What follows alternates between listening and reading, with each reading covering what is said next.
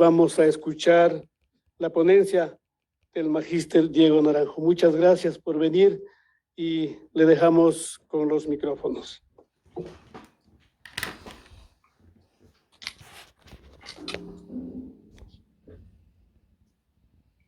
Asambleístas de nuestro país, representantes de las instituciones educativas y culturales lojanas, jóvenes aquí presentes, señoras y señores.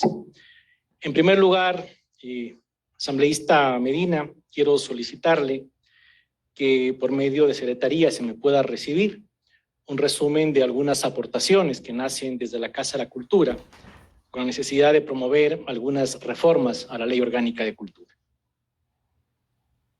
Solicito, señor secretario, firme la recepción del presente documento. Se da fe de lo presentado, señor presidente.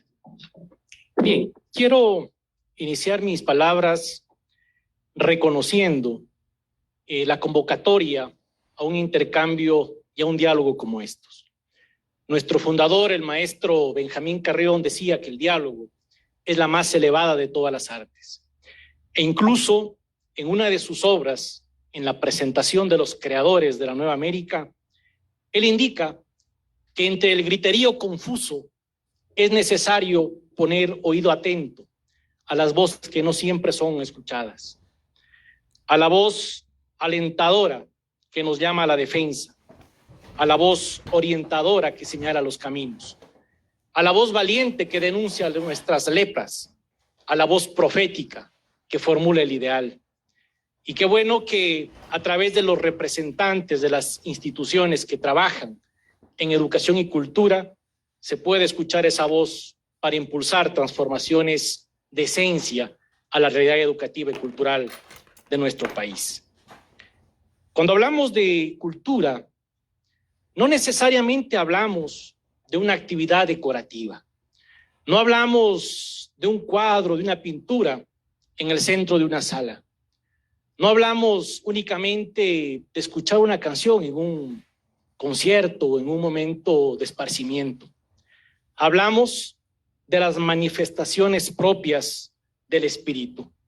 Hablamos de la expresión de la conciencia colectiva de un pueblo. Hablamos de la esencia de la patria. Hablamos del eslabón más elevado del humano.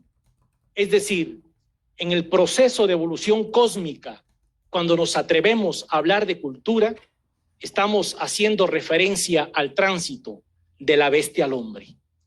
Y es por eso que la mirada de acción de la cultura tiene que tener una mirada libre del reduccionismo de la cultura, donde muchas veces se ha pretendido creer que acción cultural es levantar tarimas y acción cultural es construir procesos. Y eso lamentablemente muchas de las veces se ahoga cuando en nuestro país no existe la normativa correspondiente para poder impulsar con libertad y con transparencia esos procesos.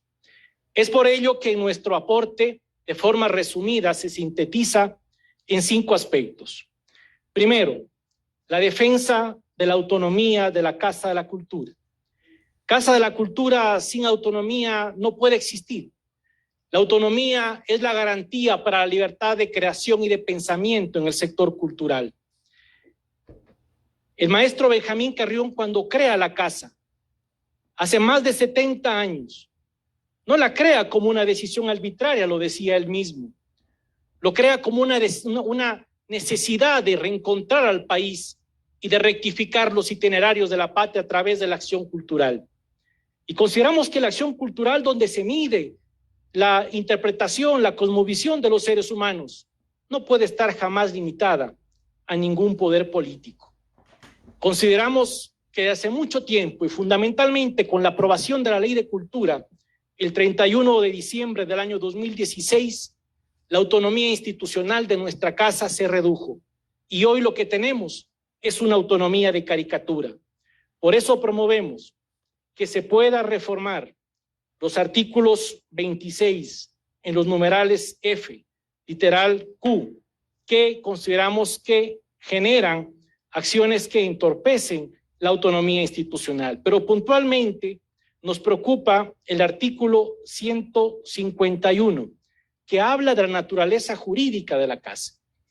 No es posible que una institución tenga autonomía únicamente política, porque es cierto, el representante del gobierno no designa a los presidentes de la Casa de la Cultura, pero la Casa de la Cultura no puede decidir libremente sus recursos y su administración, no puede manejar ni siquiera sus recursos de autogestión.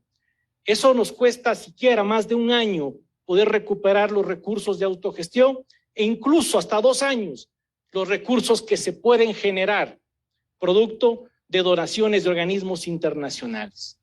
Se requiere entonces para eso una autonomía integral. En la Casa de la Cultura hemos aprendido a ser creativos. Creativos porque los recursos con los que nos manejamos son exiguos. Este año recibimos como presupuesto para acción cultural en el territorio $9,000. Eso es una burla para la vida cultural de Loja. $9,000 para la acción cultural del territorio, cuando un mínimo proyecto, estamos hablando entre $15,000, $20,000. Con todas las gestiones que se han cumplido con la Casa de la Cultura, hemos logrado incrementar a $23,000 hasta la presente fecha, que ni siquiera llega al 50% del presupuesto que tuvimos hasta diciembre del año 2020. Sin embargo, no nos hemos aprendido a excusar ni en las limitaciones económicas ni en la burocracia para negar las posibilidades de acción cultural a nuestros artistas. Vuelvo a insistir, hemos aprendido a ser creativos y la autogestión institucional es la vía. Pero para eso necesitamos una reforma integral que permita que nosotros, con autonomía suficiente, podamos administrar los recursos que podamos producir a través de la acción cultural en el territorio, estableciendo políticas de coproducción con el artista lojano. Para un ejemplo de los presentes, una de las citas más grandes culturales que se da en el sur del país, como es el Festival Internacional de Artes Vivas, que saludamos y felicitamos. En su momento, cuando el festival tuvo $3 millones, la casa gozaba con $30,000 para acción cultural en el territorio. Estamos hablando que el festival, que el gobierno nacional, manejado políticamente, no generó o construyó huella real para dejar procesos sólidos consolidados a nivel de la localidad, significaba un presupuesto de 100 años. El presupuesto de 100 años de la Casa de la Cultura para acción cultural se lo invirtió en 11 días.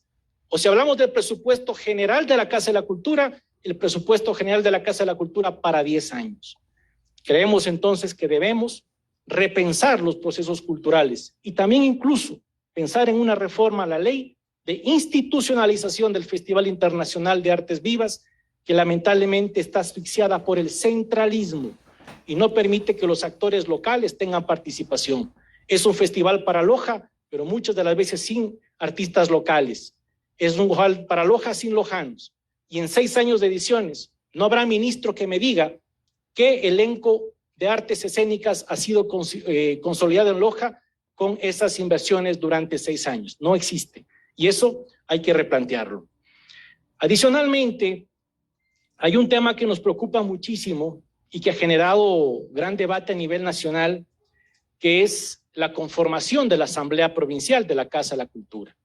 Actualmente existe una Asamblea Provincial conformada por los miembros de la Casa de la Cultura y por los artistas del Registro Único de Artistas y Gestores Culturales por el RUAC.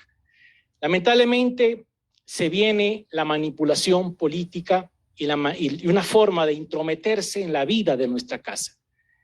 Se engaña la conciencia, la voluntad del artista o del gestor cultural, se lo invita a participar de proyectos y automáticamente se lo hace participar en una asamblea provincial de una institución de la cual él nunca conoce que tiene que incorporarse, porque en la ley y en los procesos que se impulsan desde el Ministerio de Cultura no se actúa con la transparencia necesaria para brindar la información correspondiente. También en el contenido que hemos presentado hacemos llegar nuestro punto de vista sobre este lineamiento. Sin embargo, quiero considerar que la Casa de la Cultura actualmente no analiza de dónde proviene el artista para generar su apoyo.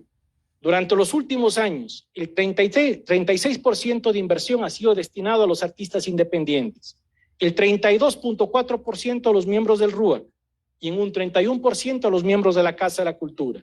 Es decir, nuestra casa ya no es la casa de las élites, nuestra casa es la casa del pueblo creador.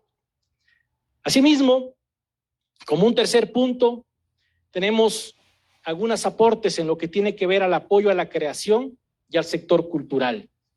Consideramos que se debe reformar el artículo 119, que habla de las inversiones y las contrataciones con fondos públicos para espectáculos artísticos y culturales.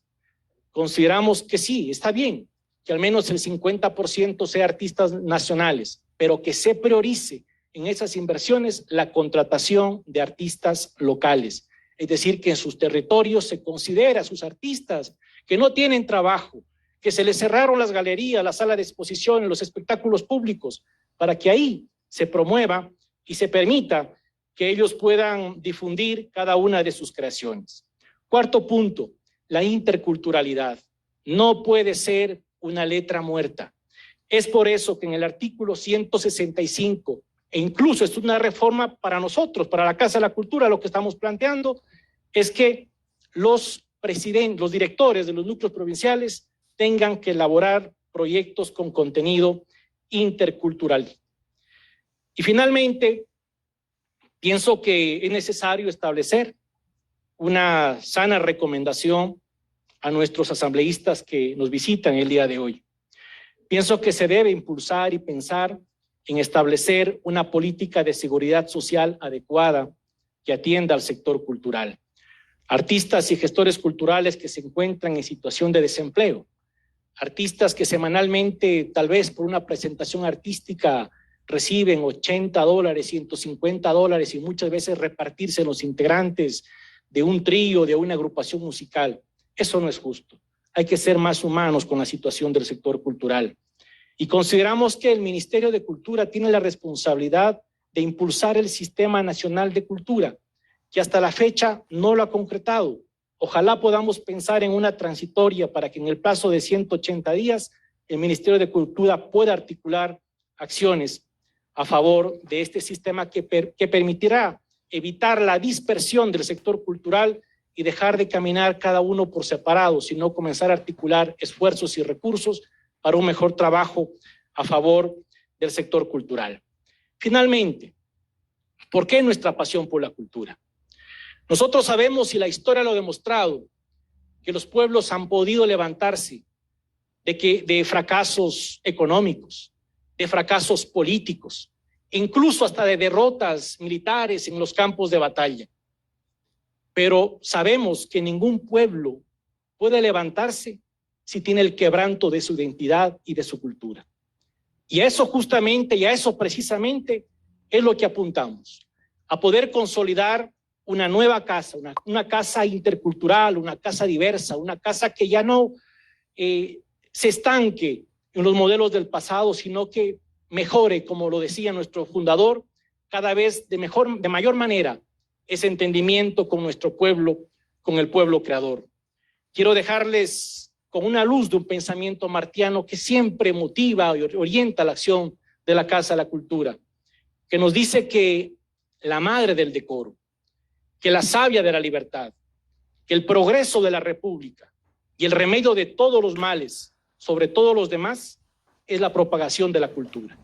Queridos artistas y gestores culturales, por la pequeña gran patria de cultura y libertad, seguid de pie.